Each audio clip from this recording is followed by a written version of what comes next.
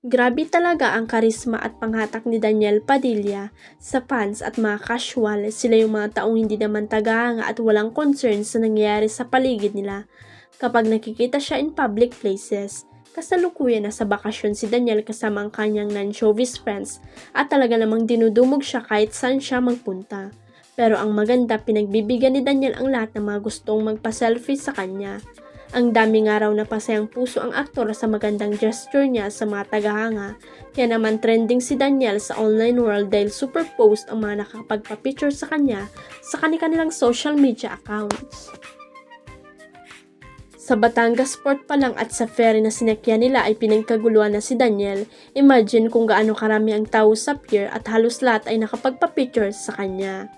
Bonggang road trip nga ang peg ng magkakaibigan sa kanilang bakasyon, kaya super lafang din sila sa mga nadadaanang lokal restaurant o karinderya para matikman ang pinagmamalaking delicacies ng mga ito sa bawat lugar na puntahan nila.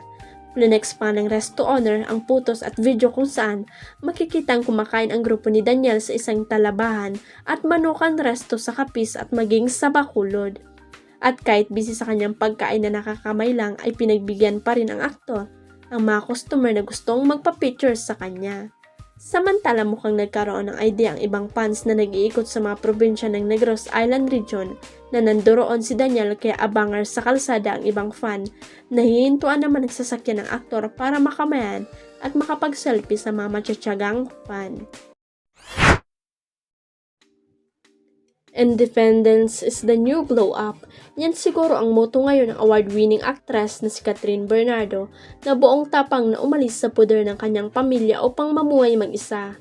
Sa isang interview na Inquirer Lifestyle, inamin ni Catherine na isa ito sa pinakamalaking hakbang sa kanyang buhay. I think it's so brave that every day I show off and choose to grow and accept all the uncertainties. Sabi niya sa panayam, grabe diba, totoo nga namang hindi biro mag-isa sa bahay pero hindi nagpapa-apekto ang kapamilya actress. I don't know what will happen, I don't know if I can do it alone, but here for it. I'm very open, wish me luck in the coming months, patuloy niya. Ayon pa kay Catherine, bahagi ito ng kanyang transition state bilang isang adult. Sabi niya, part of me growing up is getting my own place, it's like my transition state. I feel that the next coming years are very important because they will dictate where I'll go on in the future. Sa totoo lang, ang move na ito ay sumabay pa sa birthday blues at quarter life crisis ni Kat. I just turned 29 and I feel so lost. I didn't expect that I'd feel this, but I guess it's part of adulting and growing up. Explika niya.